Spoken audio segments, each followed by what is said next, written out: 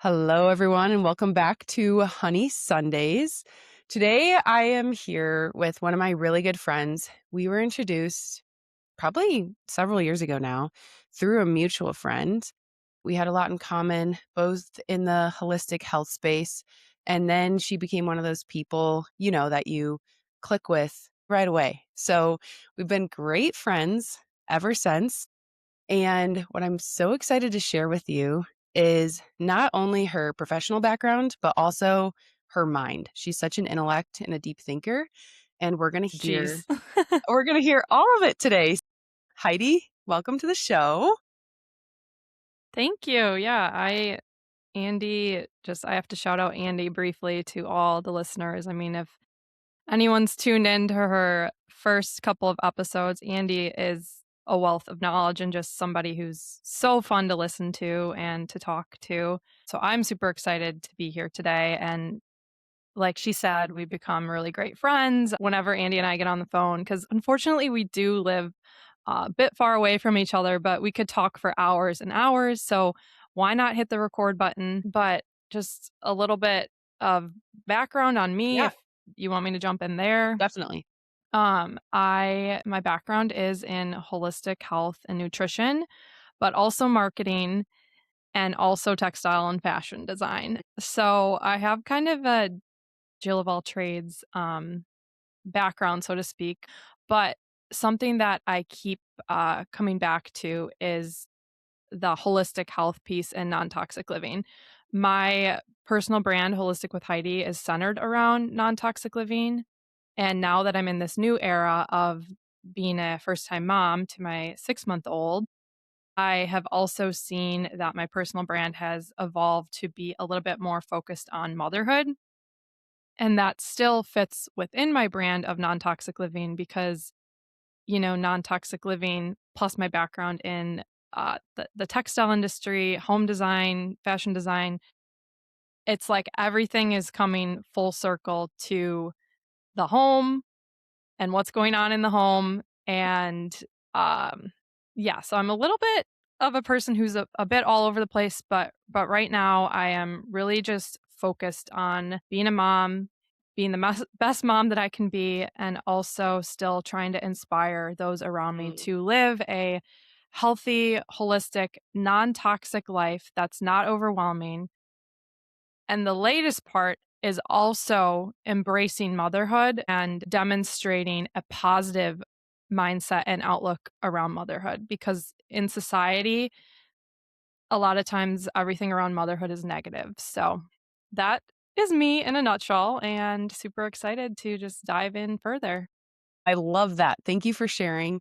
Like she said, I mean, Heidi's got, yeah, Jill of all trades. That's a really good way to put it. And this is why I love talking to her is because there's so much there and it's so fun to unravel all of it. So today we'll touch on all the things. We'll talk about non-toxic living. We'll talk about motherhood. We'll talk about anything else that's coming up. Specifically, one thing I wanted to start with, we're going to kind of go into the deep end right away, is Heidi also has a Substack. Go follow it. It's Holistic with Heidi. But she recently wrote an article and I think this morphs into everything. The title of it was Does Happiness Lie in the Ordinary? And it's just like a reflection piece for you, it sounds like, of, you know, basically finding happiness in sometimes the mundane day to day of being a mom, of unloading the dishwasher. And not even if you're a mom, but, we all have to do laundry. We all have to mow the lawn or do these random tasks. And I love everything you wrote in there. I would love to know and take us back towards what was the catalyst of you writing this and what drew you to this concept? Because I know you're in a season of transition too. Yeah, I definitely am excited to go into the deep end right away. This is the era that I'm in right now. I was telling you offline that I'm in my philosophical girl era, even though I am in no position to be talking philosophy or even theology. But that being said, I have had this poll recently, and I am most certain that it is a God thing.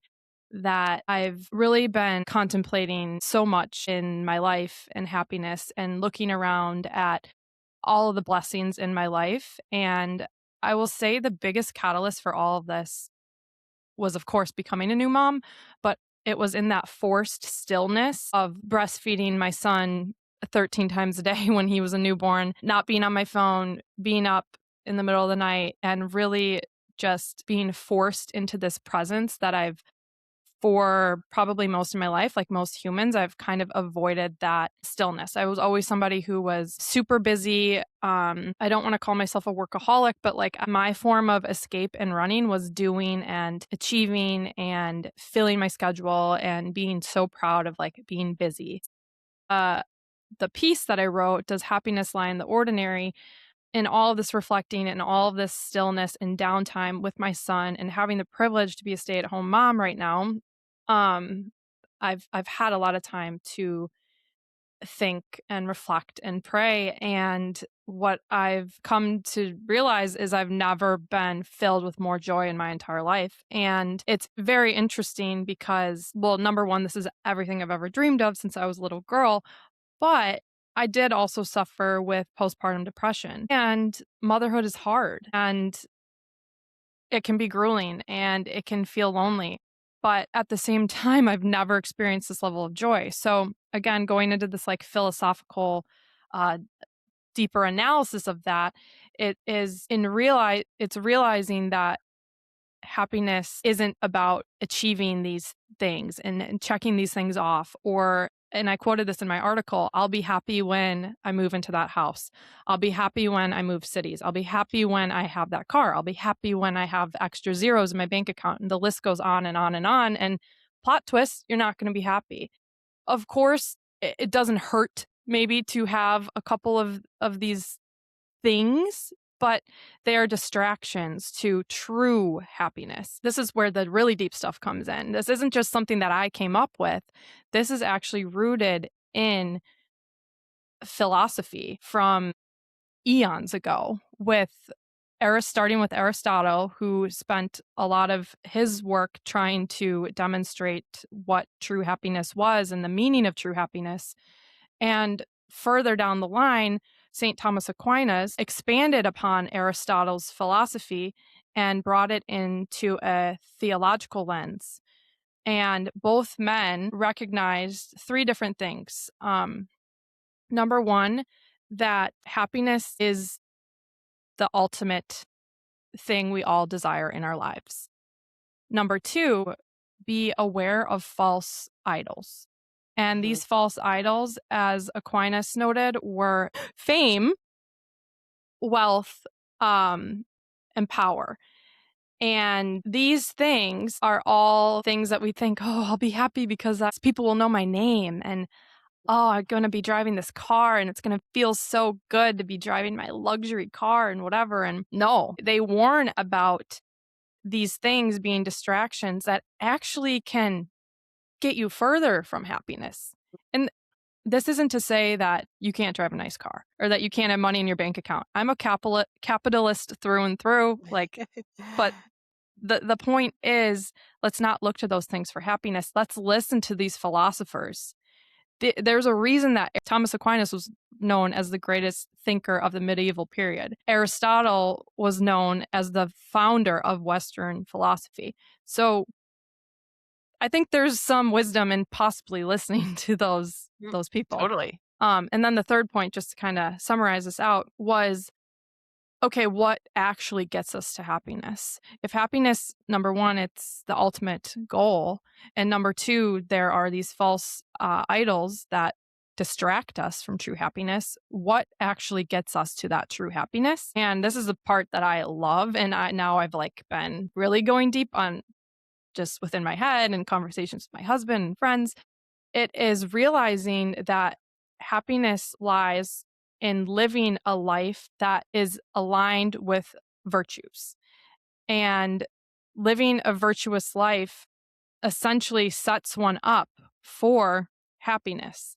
And what I love about this is it might seem a little bit black and white or formulaic, but these are literal steps on how to be happy. So going through the virtues, there's two different sets of virtues. I won't go into all the weeds here, but there are the moral virtues and the theological virtues.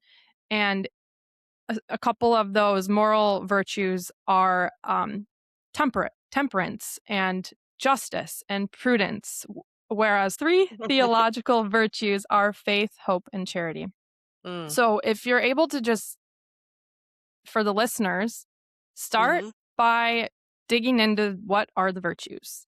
Mhm. And when you start to understand what these different virtues are, you can think about how can I let these play out in my daily life.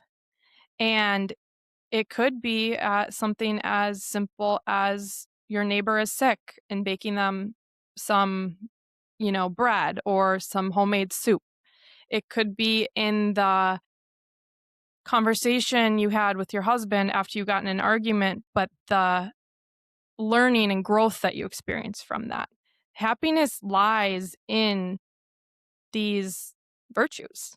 And Mhm. again, it's going to sound like kind of black and white, and maybe, even some people get a little offended when they hear like, "Oh, virtuous, whatever." But there's wisdom in this. It's a Mhm. guidebook to living our life, and to bring this now totally full circle to where I'm at right now is family life and motherhood. And it's not to say that motherhood isn't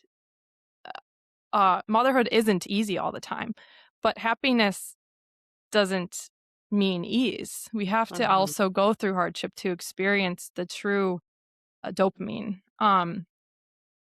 But the family life is one of the most easy ways to live a virtuous life and not get distracted by these false idols. So, in a nutshell, that was the that was a really long nutshell. Um, No, I love it. that is the background on the article that I just shared on my Substack. I love that.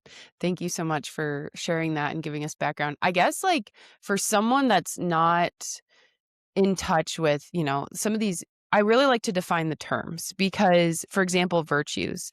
Like, I think right now people have many different ways of thinking of that.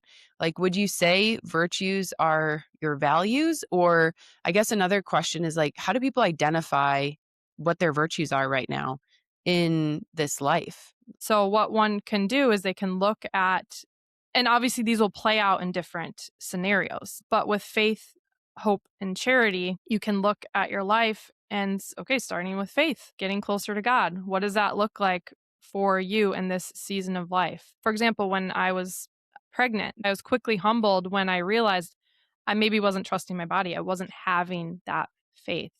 Um, so I think going one by one individually, it will vary, Yeah. but what's nice is those virtues don't change, like the root of them. How being able to ask yourself questions, seeing what maybe comes up when you're looking at these virtues. Mhm. And I think the defining the terms, like, just to touch on that a little bit more, is so important of what are your terms. There's a author, I'm not sure if you're familiar with him, but Sahil Bloom, he wrote a book Mhm. probably a year or 2 ago. It's called The 5 Types of Wealth, and really good. He shares his personal story, but basically, he's also saying, like, one of this catalysts for him was, what is the definition of success for me? Is it working 60 hours a week and not seeing my family, but I'm making, 250K? And he goes through them. There's time, social, financial, physical, and mental wealth. And I think that's just a really good way of really identifying what are our values, what are the virtues that we're holding right now, and what's important for the long Mhm. term. Mhm. And one thing I want to touch on that I think would be really unique, especially for you to speak on this with your background in health, is going back to the sacred ordinary and going back to the distractions and the busyness. I feel, at least for me, there was a point in my life where I was learning all these things about being holistic and going back to, kind of the root cause. And that's all great. That's all wonderful. Those are things I still stand by.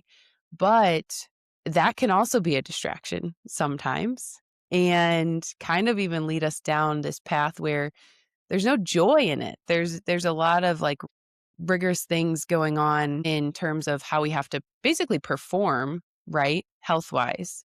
So have you experienced that personally?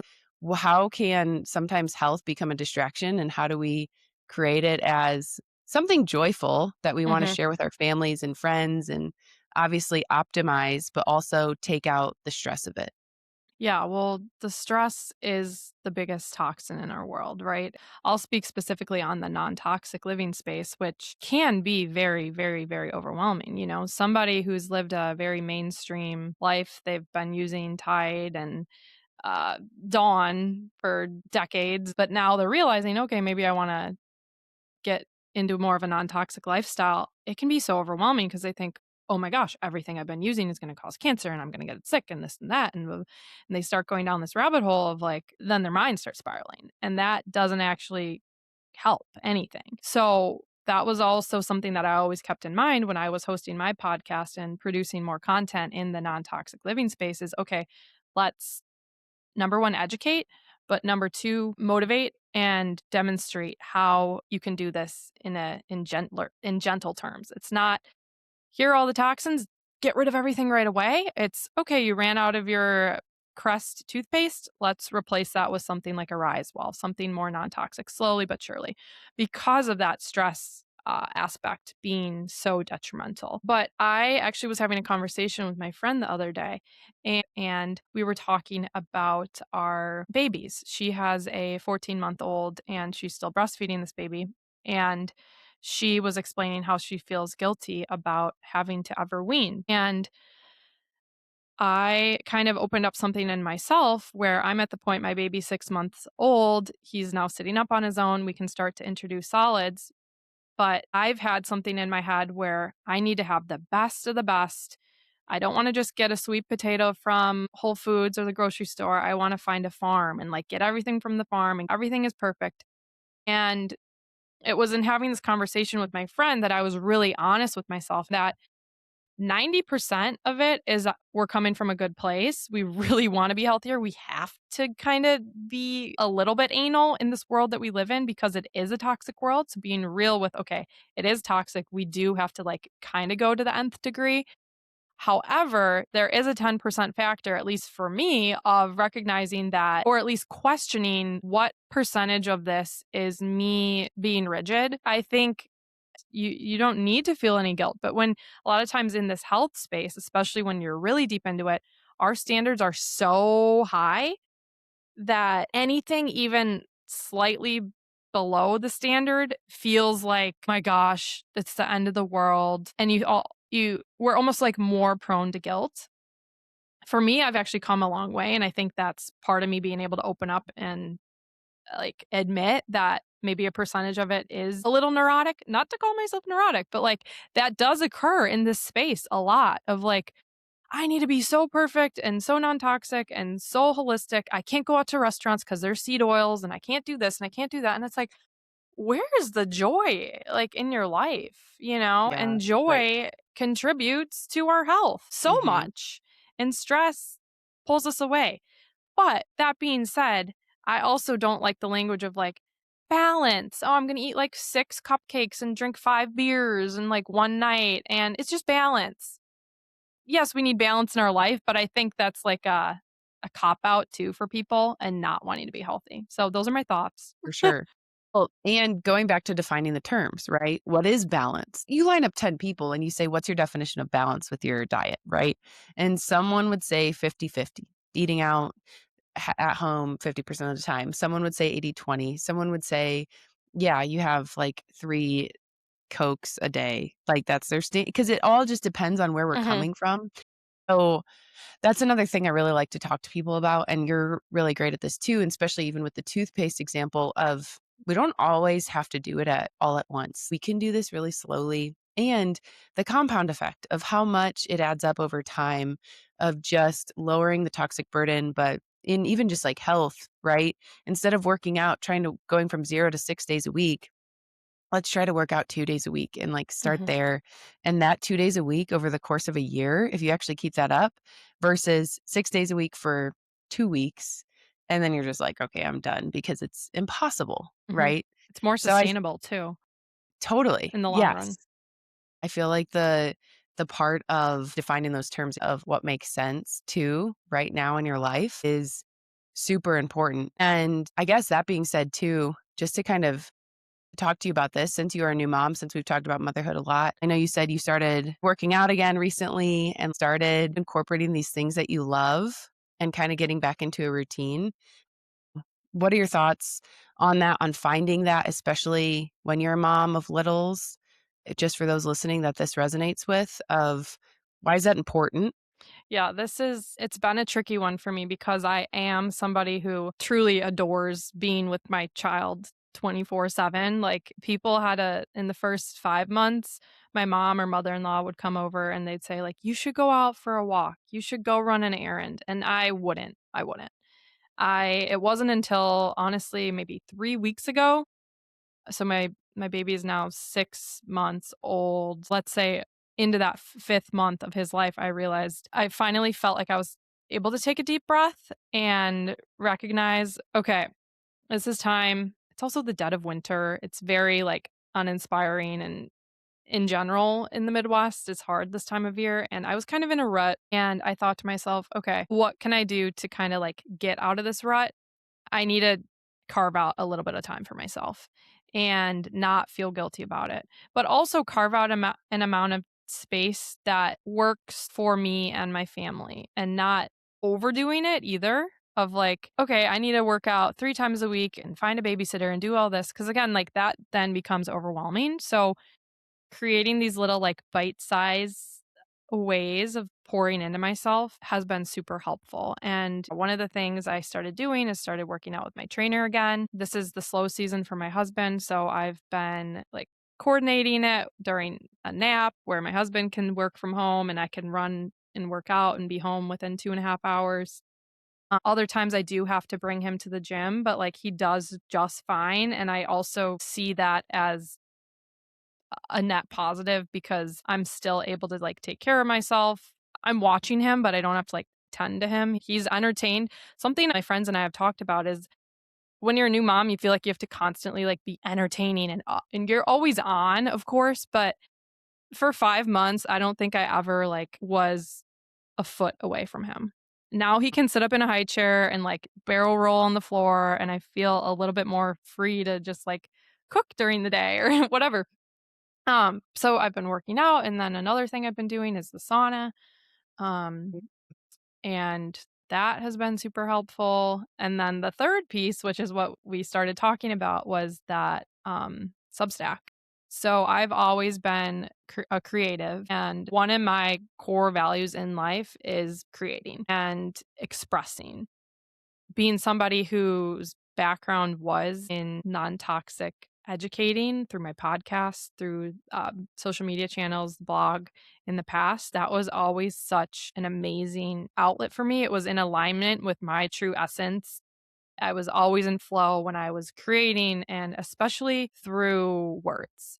Um, just as an aside, like, I never felt so great about maybe like the Instagram side of creating unless it was creating certain graphics with words that were like very deep. I'm just somebody who likes to go deep. Mhm. I mean, you can probably tell since the first few minutes of this podcast, I'm talking about my newfound passion for philosophy, even though I have so much to learn. But yeah, being able to carve out a little bit of time to pour into our hobbies is so helpful because what I actually realized just on a personal level, when I was driving home from that workout the first time by myself, I'm listening to a podcast, like, I feel really good. Like, I feel like I'm gonna be okay. Not that I was bad in a bad spot, but it's easy, especially when you're a stay-at-home mom who genuinely enjoys being with her child. It was hard for me to, like, I guess here we go back to that term, to find that balance and recognize that, wait, I will be a better mom if I make a little bit of time. It's not that I'm Mhm. running away from my kid or, like, trying to escape anything. I think that was maybe one of my gripes at the beginning was like, "Well, I don't want it to seem like I'm running away. I wanna be with him. I don't."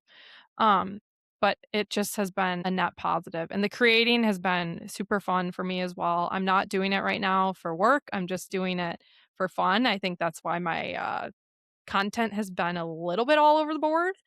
Um, but yeah, I hope that the moms listening, especially the first-time moms, don't be afraid to make a little bit of time for yourself. It only is going to make you a better mom. 10 out of 10 recommend. No, and I think the reason why I wanted to touch on this is because I've heard the same thing, almost this like mom guilt a little bit Mhm. of, oh, well, I'm taking time away and I feel good about it. I think that's the other part. Like I feel really good going to the gym and then grabbing a coffee and honestly driving. Your nervous system like takes a breath a little bit too of because you're always on, right? I think that's Mhm. an innate thing, which is so beautiful. But like, if my daughter was here right now, my brain would be half listening to you and half focused on her. That's just how we're wired, which is awesome. Right. What I also would love to expand on is obviously the physical health is really important because, of course, moving your body releases endorphins. It's also detoxification. We get some sweat in. So many benefits. I think a majority of us listening know all the benefits of working out and moving your body. The other part, though, is that creative part is sometimes we can kind of get back into that workout routine, but that creative one takes a dip. And my opinion is that we're all creative in some capacity. Cooking is creative, drawing is creative, singing is creative. Um, even like writing and or just like reading books, like kind Styling of your just shelves. yes, exactly. Yeah, interior design, stuff like that. Like, guys, my husband is a data analyst and he has to make these this is a side tangent. Like, you would think data analyst the most boring and black and white job ever, but like he technically has to make these dashboards and he has to make it flow and like look really good. And he was like, "No, this is my creative outlet." And at first I was like, "Pff." And then I was like, "Okay, that actually makes sense though, because you kind of play around with it, you design it and stuff Mm. like that." I know you said yours is writing, but for listeners, how do we identify these creative outlets? And what are some ideas you have? Because especially with Heidi's background, like she said, she was in marketing, textiles, and fashion. Like she's got such a creative background, but in so many different ways. And just even with writing, it's like it's not all uniform, which I think is beautiful. And I think we all have that capability to tap into. Yeah, I think there definitely are people that are more wired towards being creative. Like even thinking of my sister and I, we're very opposite. She's well, you're a nurse too, but like she's the Yeah. nurse who's like very like textbook, hmm medical, science, whereas I've always been like the loud one, the the chatty one, the creative one, the artsy one. But that being said, we all were created, right? And that is within us to create. And I think two things that creativity helps us feel alive because it's at, I mean, this is deep, but like in alignment with being created by God, right? So that to me feels like it gets you closer to God. The second part is I think a lot of people have a definition of what creativity looks like. Well, I can't draw. Oh, hmm well, I can't cook. I don't like scrapbooking. I challenge everyone to think a little bit bigger. And one way to maybe start figuring out how you can be more creative is journaling about it, praying about it, finding silence. To me, most of my ideas actually come to me when I'm in a state of flow. Oh, maybe it's going and taking a hike by yourself, even if it's for 20 minutes. These ideas might start coming to you when you make the space. In this world we live in, we talked about this at the beginning of the podcast as well. It's busy, busy, busy, busy. We're kind of like running away. But if you find the stillness, I think you'll actually have a lot of answers come to you. If that doesn't work, another idea that I have, which I cannot take ownership of this, I actually heard this in a podcast a number of years ago, and it is like still to this day, it stands out to me. It is looking to your childhood. What were those things when you were a little kid, before you got corrupted by the world? What were you interested in? Mhm, What lit you up? When I think back to my childhood, I remember having this canvas bag. The bag was one of those things in school where you drew a picture and then your parents could order um, swag basically with that picture on it. So it was this canvas bag that had a piece of my artwork on it. And within this bag, I had all of these little notepads that were, just these cheap little sticky note things. And I had pencils in there and stickers, and I would draw. I kept this bag in my closet for years and years, and I would draw little interior designed rooms. And I didn't know anything about drawing like a 2D model or anything, but the way I was sketching these, it looked like a child's version of CAD, so that was something I always knew, like, I wanna go into design. I wanna not that everyone as a kid is going to be doing the thing that they end up going to school for, but, perhaps it's you remembering being a child and you loved making some kids, they go outside back when kids played outside, they would make these, like, pies out of dirt and grass and all these different things. All of us have memories that will come up if you, again, take that time to be silent and go deeper. And Mhm, when you then think of those things, okay, these are the things that I really liked as a kid, start implementing those in your day to day as an adult. It's not mhm. childish. It's actually only going to make you feel a bit more alive, right? Yes. I've actually heard this a lot too, even before, and you can probably speak on this better than I can, but before age 7, we're what, in a theta brain Yeah. wave Mhm. only, right? Yeah, yeah, yeah. We Do know you wanna we learn 90% of what we will ever learn by age 7 because we're in that Mhm. theta brain state. Yes, and this is, like, before age 7, that's when you don't care about what others think of you, right? It's kinda before that projection starts to really influence us, and this is where if you look at before 7, it can be really helpful too, because it's like Mhm. truly you are in the present moment and you are just doing whatever you like to do. Like Yeah. you said, drawing or writing or and it doesn't I used to write stories, like that was my big thing. I was a huge reader Mm. and then I would write stories, but also even like climbing a tree, I loved sports and not that I'm going to be a professional athlete as we all know, if you know me at all. but but it's just, like, such a good outlet, and I think when we just to back up too, when we use the word flow, I really like how you said it comes out when we're doing something creative or even something subconscious. For me, sometimes it's when I'm in the shower, I get ideas because Mhm. your brain is just kind of turned off a little It's a bit. real concept, by the way. Ye And when you're driving, it is because of the brain state. Yes, totally, and I've heard Sarah Blakely, the owner of Spanx, has actually talked a lot about this, and she was like, "Find what gets you to that, where you get all these ideas coming in, and not necessarily in a state of overwhelm, right? But, you're like, Mhm. 'Hmm, I've never thought about that,' kinda thing." Mhm. And she was like, "And do it more." So, Mhm. whatever, going for a drive maybe, or like you said, hiking. I know some people, it's running where all these, they're really in the subconscious state, they're just this is not me personally, so I can't attest to this, but they're running and they have all these ideas. And I think that's just so beautiful of basically how we can utilize it to kind of Mhm. tap back Mhm. in and not lose ourselves. And for those listening that are not even parents, this is just as important because it's even if you're just consumed with work and with screen Mhm. time and social media and stuff, it can be so distracting.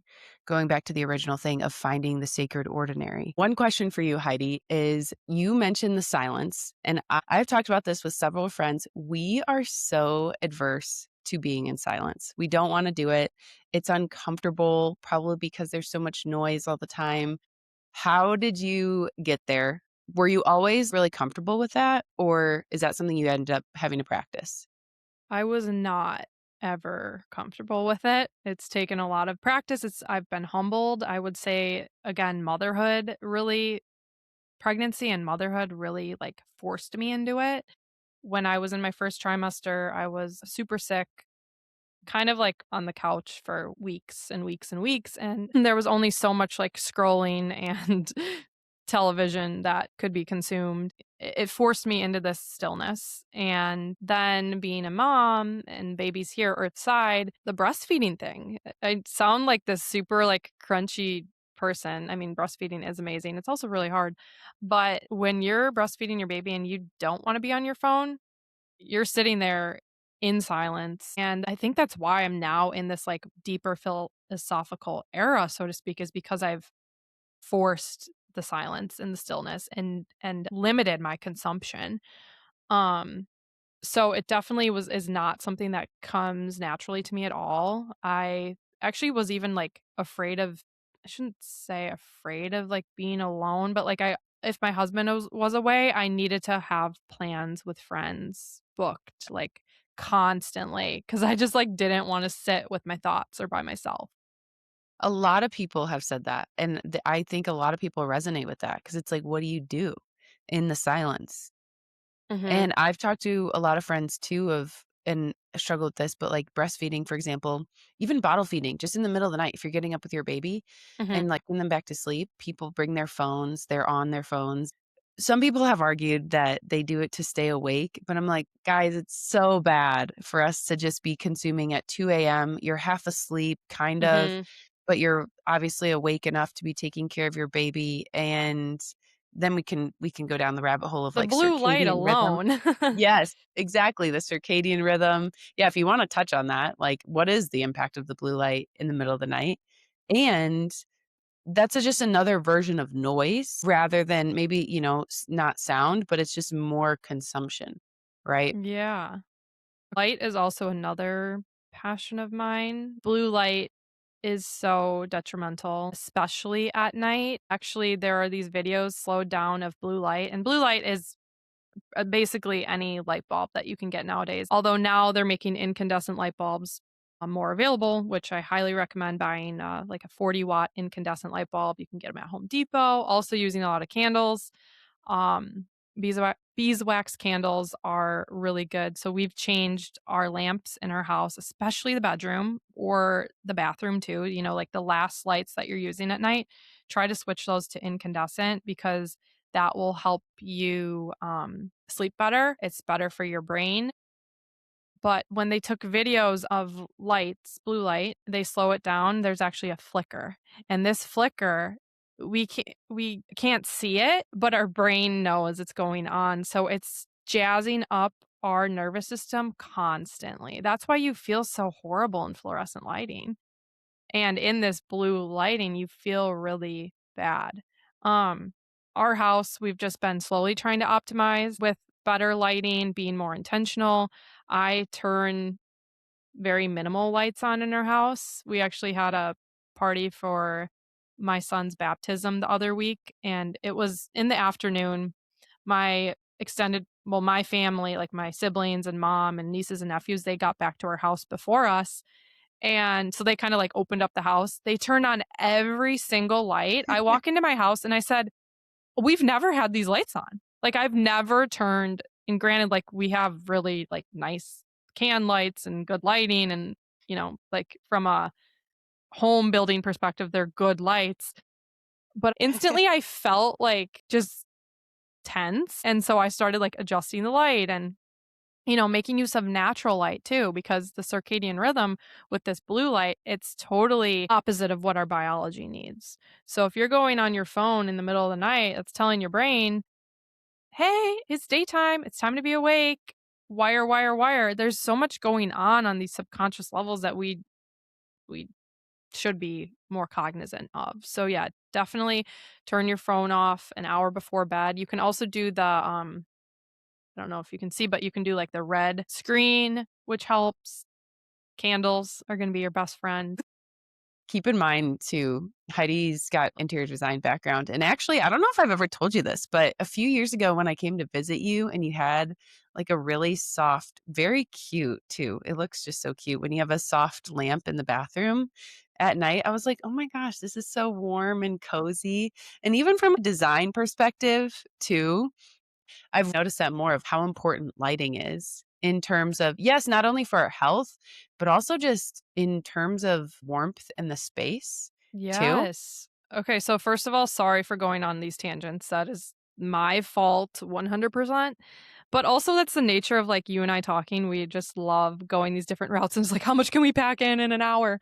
But yeah, lighting is huge. Yeah, not just from the health perspective, but from the design perspective, it is huge, huge, huge. A friend of mine was actually telling me that cuz she's been buying incandescent light bulbs as well. And she told me that at Restoration Hardware, which I'm sure most people are familiar with, but restoration for those that aren't familiar, Restoration Hardware is a really upscale home store and they have these showrooms that you can go into and peruse, and a lot of them also have restaurants, but when you're perusing these showrooms, I don't know about you guys, but when I'm in there, I feel like, "Whoa, this is really, like, cool." I feel, like, really For sure. relaxed, and I'm just vibey, and it turns out they use 40-watt incandescent lights. Interesting. So, the designers love the incandescent lights. Candles, warmth. You guys haven't been to Restoration Hardware? I know there's one in Chicago, there's one in Denver. Look if there's one near you. It's actually such a fun like she said, there's usually a restaurant in there. It's such a cool place to walk around, like, have a day date with with your spouse or with a girlfriend, like, truly super cool. I haven't been there in so long, I should go. I wanna mention this is also a way that you could get your creative juices flowing. Mm, Bring yourself to places that are beautiful, and this is like a future podcast if I ever bring my podcast back or if you wanna do another episode down the road, but beauty and how important beauty is in general. Um, but when we're in beautiful spaces, we actually get inspired. Think about how you feel entering into a modern building that's super cold, this blue lighting, it's very sterile versus you're in Europe and you're in a cathedral that was handmade over 300 years. Everything, there's perfect sacred geometry going on, every down to the bolts in the floorboard or whatever the proper term is, down to the literal nuts and bolts. They are perfectly beautiful. And think of how you feel there versus how you feel in that sterile environment. And that this is controversial, but I have heard that there was kind of an intention with making our world like more modern. It was kind of to dilute that like God feeling within us. So, not to interesting. ruffle feathers and go down another rabbit hole, but yeah, beauty and lighting are really important, and to bring it back to the creative side of things, go to beautiful places or even in nature. Nature, cathedrals, the museum, wherever. Yeah. Absolutely. Because you do think about it and everything is square. I don't know if, there's a lot of reels on Instagram too, or I don't know, wherever you're seeing some social media, but a lot of comparisons, like side by sides that we can look up. Maybe I'll link one in the show notes because it's important.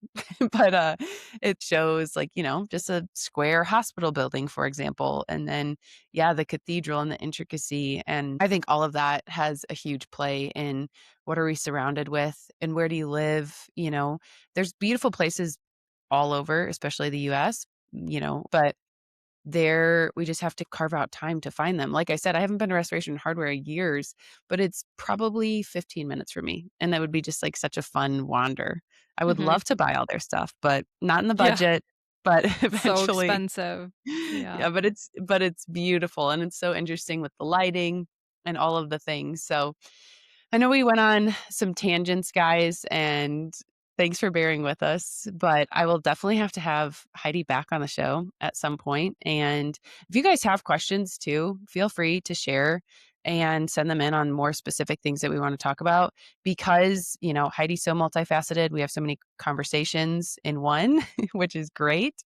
But if you guys have more specific questions to non-toxic living, we can really hone in on that next time. And that being said, where can people find you? Definitely on Substack, like I mentioned. I'm also going to link in the bottom the article that we referred to in the beginning because I think everyone should read it, and it's just like a really sweet reminder for us to look at and just remember. So, where can people find you and follow you? All the things. Yeah, definitely. You can find me on social media at Holistic with Heidi, Holistic with an H. Substack is where I've been putting out the most content recently. I'm also on Instagram.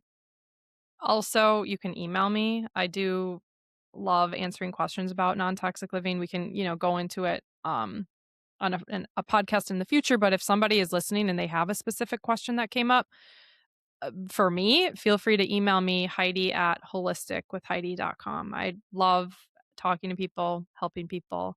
And Andy, I really, really appreciate you uh, bringing me on. It's an honor. And I appreciate you allowing me to go down multiple different routes. I think the audience will be entertained, hopefully. Mhm.